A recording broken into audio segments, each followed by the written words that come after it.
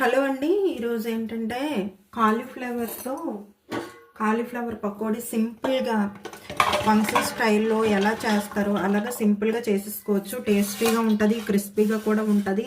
సాంబార్లోకి, రసంలోకి ఈ ఫ్రై తినేయచ్చు. లేదు అనుకుంటే మామూలుగా ఈవినింగ్ టైం వర్షం పడినా, లేదు అనుకుంటే పిల్లలకి స్నాక్ చేయాలనుకున్నా ఇవి చాలా సింపుల్గా చేసేసుకోవచ్చు. పైగా ఇప్పుడు ఏంటంటే కాలీఫ్లవర్ ఇప్పుడు ఎక్కువగా దొరుకుతుంది కదా, ఈ సీజన్లో కాలీఫ్లవర్ ఎక్కువ దొరుకుతుంది కాబట్టి ఈ కాలీఫ్లవర్తో స్నాక్ అనేది ఈవినింగ్ టైము ఎప్పటికప్పుడు సింపుల్గా, టేస్టీగా, క్రిస్పీగా కూడా తయారు చేసేసుకోవచ్చు. నేను ఎప్పుడు ఎలా చేస్తాను అనేది ఈ వీడియోలో చూపిస్తున్నాను. అలాగే ఇక్కడ కాలీఫ్లవర్ ఒక పెద్ద పువ్వు తీసుకున్నాను. కాలీఫ్లవర్ పెద్దది తీసుకున్నాను అనమాట. ఇది మామూలుగా ఇలా తీసేసి ఒక వెడల్పాటి కన్నాల జల్లెల్లో వేసేసి బాగా వాష్ చేసేసిన తర్వాత నీరంతా కూడా పోయిన తర్వాత ఇలా ఒక వెడల్పాటి గిన్నెల్లోకి, బేషన్లోకి కానీ ఒక పల్లెల్లోకి కానీ తీసి పక్కన పెట్టేసుకోవాలి. ఇలా పెట్టేసుకున్న దాన్ని ఇప్పుడు నేను ఇందులో ముందుగా సరిపడా సాల్ట్ చూసుకొని వేసుకోండి. సాల్ట్ ఎంత పడుతుందో ఏంటని చూసుకొని వేసుకోవాలి. పైగా ఇందులో పౌడర్లు కూడా వేస్తాము, అంటే శనగపిండి, బియ్యం పిండి, కార్న్ఫ్లోర్ ఇవన్నీ వేస్తాం కాబట్టి మనం దానికి అది కూడా కలిపేగా, ఈ మసాలన్నీ కలిపేగా మనకి ఎంత సాల్ట్ కాలీఫ్లవర్కి పడుతుందో చూసుకొని, ఫ్రైకి ఎంత సరిపోతుందో, టేస్ట్కి ఎంత సరిపోతుందో చూసుకొని సాల్ట్ వేసేసుకోవాలి. నేను అంచనా ప్రకారం ఎంత సరిపోతుందో చూసుకొని నేను ఇలాగైతే వేసేస్తున్నాను. తరువాత ఇందులో చికెన్ మసాలా లేదు గరం మసాలా అయినా పర్వాలేదు, చికెన్ మసాలా అయినా గరం మసాలా అయినా వేరువేరుగా ఉంటాయి కదా, కాబట్టి అదైనా పర్వాలేదు, ఇదైనా పర్వాలేదు, రెండు కలిపి కూడా వేసుకోవచ్చు. నేనైతే ప్రస్తుతానికి చికెన్ మసాలా అయితే వేస్తున్నాను. ఇలాగా వేస్తాను. తరువాత ఇందులో కొంచెం పసుపు కావాలంటే పసుపు వేసుకోవచ్చు. ఫుడ్ కలర్ యాడ్ చేసుకోము అనుకుంటే పసుపు వేసుకోవచ్చు. ఫుడ్ కలర్ యాడ్ చేస్తాము అనుకుంటే పసుపు వేయకపోవడమే మంచిది. ఇందులో కారం కోసం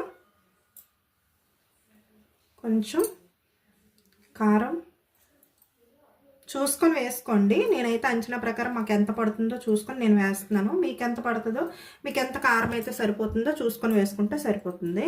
నేనైతే కొంచెం కారం వేసాను. అలాగే ఇందులో కొంచెం జీలకర్ర, ధనియాల పౌడర్, ఇందులో మిరియాల పౌడర్ కూడా వేసుకోవచ్చండి, కానీ చాలా చిన్నది వేసుకోవాలి మిరియాల పౌడర్. లేదు అనుకుంటే జీలకర్ర, ధనియాల పౌడర్ వేసేసుకొని ఆఫ్ చేసేసుకుంటే సరిపోతుంది. నేనైతే కొంచెం జీలకర్ర, ధనియాల పౌడర్ వేసాను టేస్ట్ కోసం.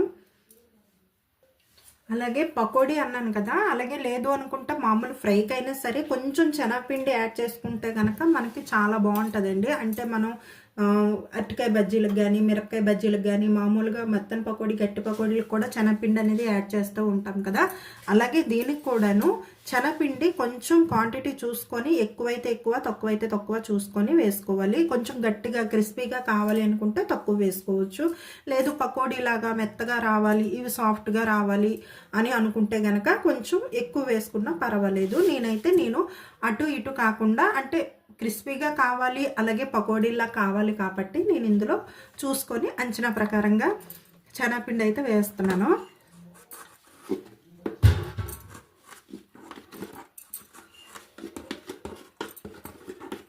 నేనైతే మొత్తం కూడా కొలతలు చెప్పట్లేదండి, నాకు అంచనా ప్రకారం నేను చేస్తున్నాను. దాన్ని బట్టి మీకు ఎలా వీలైతే అలాగా చూసుకొని చేసుకోవచ్చు. ఇదైతే మాత్రం చాలా బాగుంటుందండి.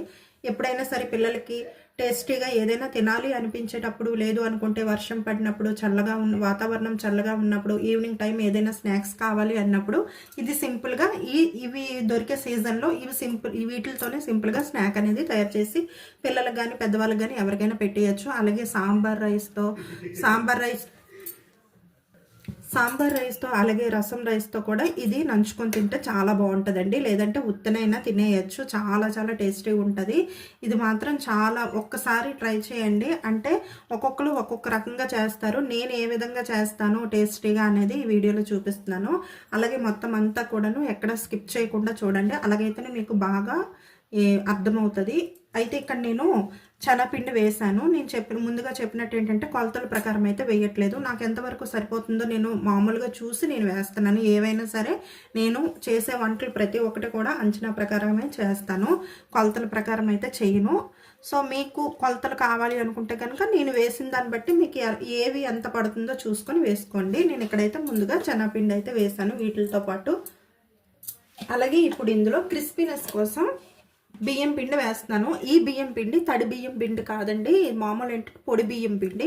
ఎప్పుడైనా సరే మనం క్రిస్పీగా ఏదైనా చేసుకోవాలి అనుకున్నప్పుడు స్నాక్స్ లాంటివి ఎప్పుడైనా సరే ఏంటంటే వీటికి మాత్రం తడి బియ్యం పిండి యూజ్ చేయకూడదు. పొడి ఎప్పుడు కూడాను ఇంట్లో పొడిగా ఉన్న బియ్యాన్ని అలా డైరెక్ట్గా అంటే బియ్యంలో ఏమైనా తొక్కు తోలు ఏమైనా ఉంటే గనక చెరిగేసి జస్ట్ అలాగా అవి పొడి బియ్యమే అలాగా ఆడించేసి ఇంట్లో స్టోర్ చేసుకున్నాం అనుకోండి, ఎప్పుడైనా సరే దోశలకు కానీ ఇలా పకోడీలకు కానీ స్నాక్స్ కానీ ఇలా క్రిస్పీగా ఏదైనా చేసుకోవాలనుకున్నప్పుడు మనకు చాలా బాగా యూజ్ అవుతుంది. తడి బియ్యం పిండి అయితే మనకి ఏ వంటకం కూడా సరే రాదు. ఒకవేళ వచ్చినా సరే ఆయిల్ ఎక్కువ పీల్చేసుకుంటుంది. ఇది ఒకటి బాగా అబ్జర్వ్ చేయండి. ఇక్కడ ఏంటంటే శనగపిండి వేసాను కదా క్రిస్పీనెస్ కోసం, నేను టేస్ట్ కోసం క్రిస్పీనెస్ కోసం ఇక్కడ బియ్యం పిండి యాడ్ చేశాను. కొంచెం చూసుకొని వేసుకోండి. నేనైతే ముందుగా చెప్పినట్టు అంచనా ప్రకారం వేస్తున్నాను.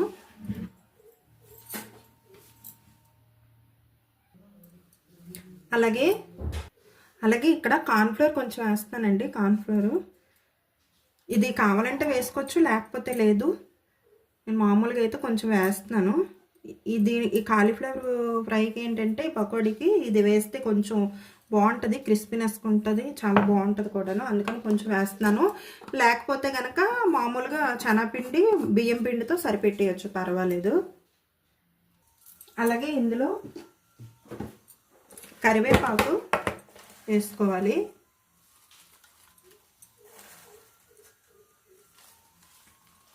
కరివేపాకు కొంచెం ఎక్కువ ఉన్నా పర్వాలేదు, ఎందుకంటే తినేటప్పుడు క్రిస్పీగా మంచి స్మెల్తోనే చాలా టేస్టీగా కూడా ఉంటుంది కాబట్టి ఇలా కరివేపాకు కొంచెం ఎక్కువ వేస్తున్నాను. లేదు అనుకుంటే మామూలుగా ఈ కాలీఫ్లవర్ ఫ్రై చేసిన తర్వాత కూడా ఇది ఫ్రై చేసి వేసుకోవచ్చు కరివేపాకు. దానికన్నా ఏంటంటే ఇందులోనే కలిపేసి వేసేసుకుంటే దీని టేస్ట్ కూడా దానికి యాడ్ అయ్యి చాలా బాగుంటుంది. అందుకనేసి ముందుగానే ఇందులో కలిపే ముందే ఇందులో కరివేపాకు కొంచెం వేసేస్తున్నాను. అలాగే కరివేపాకు వేసేసిన తర్వాత ఇందులోనే టేస్ట్ కోసం అల్లం వెల్లుల్లి పేస్ట్ కొంచెం 1 స్పూను అలా వేసేసుకుంటే సరిపోతుంది.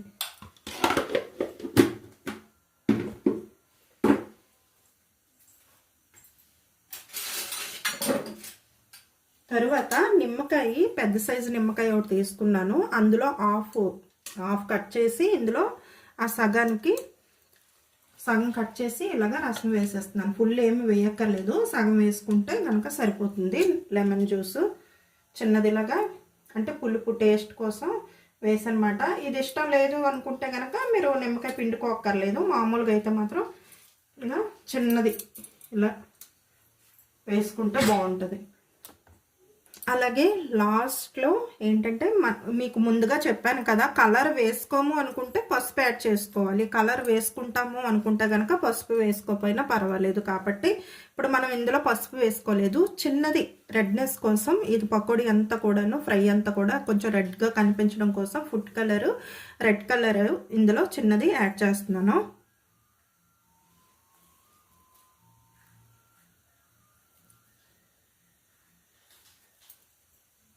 ఇప్పుడు ఇదంతా కూడాను కలిపేసుకోవాలి.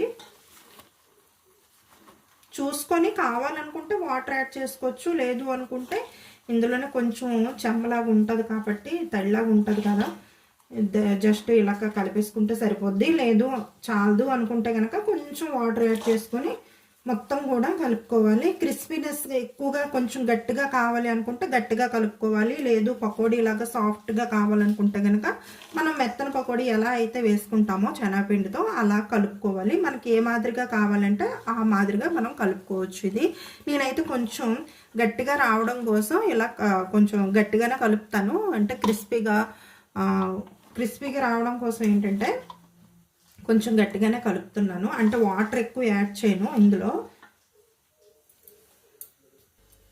ఇగోండి మొత్తం కూడా కలిపేసాను. ఈ విధంగా కొంచెం గట్టిగా కలిపాను, ఎందుకంటే క్రిస్పీగా ఒక్కొక్కటి లేయర్గా కావాలి కాబట్టి రావాలని ఈ విధంగా అయితే కలిపాను. మరి మెత్తగా కలపలేదు. ఈ విధంగా అయితే కలిపాను. అలాగే ఇందులో కలిపేటప్పుడు ఏంటంటే ఇవన్నీ వేసాం కదా, వీటితో పాటు మనం పచ్చిమిర్చి కూడా పొడవుగా సన్నంగా కట్ చేసుకొని వీటిల్లో కూడా కలిపేసి అలా కూడా ఫ్రై చేసుకోవచ్చు కావాలనుకుంటే. లేదు అనుకుంటే గనక మామూలుగా ఇవన్నీ వేసేసి ఇలా కలిపేసి పక్కన పెట్టేసి స్టవ్ ఆన్ చేసేసుకొని కొంచెం వెడల్పాటి బాండీలో ఆయిల్ పోసేసుకొని ఆయిల్ బాగా హీట్ ఎక్కిన తర్వాత అప్పుడు ఇవి వేసి ఫ్రై చేద్దాం. నేనైతే స్టవ్ అయితే ఆన్ చేస్తాను, ఆయిల్ కూడా మరుగుతుంది. బాగా మరిగిన తర్వాత అప్పుడు ఇవి కొంచెం కొంచెంగా పకోడీలాగా వేసుకొని తీసేయడమే. అయితే ఇప్పుడైతే ఆయిల్ వేడెక్కుతుంది. ఆయిల్ వేసాను కళాయిలో.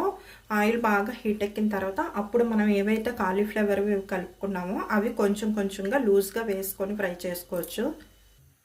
ఆయిల్ బాగా మరిగింది. ఇప్పుడు కొంచెం కొంచెంగా ఏదైతే మనం కాలీఫ్లవర్ కలుపుకున్నామో అన్నీ కూడా పకోడీలాగా ఇలా స్లోగా వేసేసుకోవాలి. ఎప్పుడైనా సరే మనం గార్లిక్ కానీ ఏవైనా పకోడీలు కానీ ఏవైనా స్నాక్ ఆయిల్లో డీప్ ఫ్రై చేసుకుంటాము అనుకుంటే బోండాలు కానీ పూరీలు కానీ ఏవైనా సరే సిమ్లో పెట్టకండి. హై ఫ్లేమ్లో ఉంటే కనుక మనకి ఫ్రై అనేది చాలా బాగా వస్తుంది. ఆయిల్ కూడా ఎక్కువగా పీల్చుకోదు. ఈ ఒక్క టిప్ అనేది పాటించండి. ఆయిల్ ఎక్కువ హీట్ ఎక్కిన తర్వాత మాత్రమే ఒక్కొక్కటిగా వేసుకుంటే కనుక పూరీలు కానీ గారెలు కానీ పకోడీలు కానీ ఇలా ఏదైనా క్రిస్పీగా చేసుకోవాలి అనుకున్నప్పుడు ఇలాంటివి కానీ మనకు ఆయిల్ బాగా హీట్ ఎక్కిన తర్వాత వేసుకుంటే కనుక మనకు అది ఆయిల్ ఎక్కువ పీల్చుకోకుండా క్రిస్పీగా, అలాగే లోపల ఏమైనా ఉంటే కనుక లోపల అంతా కూడా బాగా ఉడికి చాలా క్రిస్పీగా అంత సమానంగా టేస్టీగా అయితే వస్తుంది. నేను ఇక్కడ ఇలా బాగా హీట్ ఎక్కిన తర్వాత ఇలా వేసాను. మీకు అది కలిపేటప్పుడు ప్రాసెస్ చేసే ముందే నేను ఆయిల్ వేసేసి స్టవ్ ఆన్ చేసేసి సిమ్లో పెట్టాను. అదంతా కలిపేసిన తర్వాత హై ఫ్లేమ్లో పెట్టాను. ఈ లోపు ఏంటంటే మనం అది కలిపే లోపు ఇది ఇక్కడ ఆయిల్ మరిగిపోద్ది కాబట్టి అంతా కూడా ప్రాసెస్ అంతా కూడా సింపుల్గా అయిపోద్ది. లేదు అనుకుంటే కనుక ఈ ఆయిల్ మరిగేంత వరకు మనం వెయిట్ చేసి అలాగే అది కలిపేంత వరకు వెయిట్ చేస్తే కనుక టైం వేస్ట్ అవుతుంది. అదే ఒక పక్కన మనం సిమ్లో పెట్టేసి ఆయిల్ డీప్ ఫ్రైకి సరిపడినంత ఆయిల్ వేసేసి మనం మిగతా ప్రాసెస్ చేసుకుంటే అది రెడీ అయిపోయిన తర్వాత మళ్ళీ హై ఫ్లేమ్లో పెట్టుకుంటే కనుక ఆయిల్ శుభ్రంగా ఎక్కువగా మరుగుతుంది. బాగా హీట్ ఎక్కిన తర్వాత అప్పుడు ఒక్కొక్కటిగా వేసుకుంటే కనుక చాలా సింపుల్గా అయిపోద్ది. ఇలా వేసాను కదా, వేసిన తర్వాత బాగా ఫ్రై అయిన తర్వాత కొంచెం కొంచెంగా అటు ఇటు తిప్పుకుంటూ ఫ్రై చేసుకోవడమే అంతే. అంటే మామూలుగా మనం పకోడీలకి ఎలాగ ఫ్రై చేసుకుంటాం అంతే, సేమేనండి, సేమ్ ప్రాసెసే. కానీ టేస్ట్ అయితే మాత్రం సూపర్గా ఉంటుంది. ఏదైనా రసంలో కానీ సాంబార్లో కానీ లేదు అనుకుంటే మామూలు పెరుగన్నంతో కానీ ఉత్తనే కానీ తినేయచ్చు. ఏదైనా స్నాక్ తినాలి అనుకునేటప్పుడు ఇవి వచ్చే సీజన్లో చూసుకొని, ఈ కాలీఫ్లవర్ సీజన్ మనకి ఎక్కువ వచ్చే సీజన్లో ఏంటంటే మనం ఎక్కువగా దీంతోనే స్నాక్ అనేది తయారు చేసుకుని పెట్టుకోవచ్చు. అలాగే దీంతోని మనం సింపుల్గా బిర్యానీ కూడా చేసుకోవచ్చు. అది నెక్స్ట్ వీడియోలో ఎప్పుడైనా చూపిస్తాను. దీంతోనే మనం దమ్ బిర్యానీ చేసుకోవచ్చు, వెజిటేబుల్ బిర్యానీ కూడా చేసుకోవచ్చు. చాలా బాగుంటుంది కాలీఫ్లవర్తోనే. తర్వాత ఎప్పుడైనా సరే నెక్స్ట్ వీడియోస్లో అవి చూపిస్తాను. ఇక్కడ ఆయిల్ బాగా హీట్ ఎక్కింది కదా, ఒక్కొక్కటిగా అన్నీ వేసేసాము. ఇప్పుడు బాగా ఫ్రై అయిన తర్వాత అటు ఇటు తిప్పుకుంటూ తీసేయడమే. అలా తీసేసిన తర్వాత మళ్ళీ మీకు చూపిస్తాను. ఇప్పుడైతే ఇవి బాగా ఫ్రై అవుతున్నాయి. ఇగోండి, క్రిస్పీగా టేస్టీగా ఉండే కాలీఫ్లవర్ పకోడీ రెడీ అయిపోయింది. ఇది మీకు ముందుగా చెప్పినట్టు సాంబార్లో కానీ రసంలో కానీ అన్నంతో నంచుకోవడానికి బాగుంటుంది. అలాగే ఉత్తినే స్నాక్ లాగా కూడా తినేయచ్చు. చాలా క్రిస్పీగా చాలా టేస్టీగా ఉంటుంది. మనకి బయట రెస్టారెంట్లో ఎలా అయితే ఉంటుందో అలా ఉంటుంది అన్నమాట. అంత బాగుంటుంది. ఒకసారి ఇలా ట్రై చేయండి. అలాగే మన ఛానల్ ఇప్పటి వరకు ఎవరైనా సబ్స్క్రైబ్ చేసుకోకపోతే సబ్స్క్రైబ్ చేసుకొని లైక్ చేసి షేర్ చేయండి.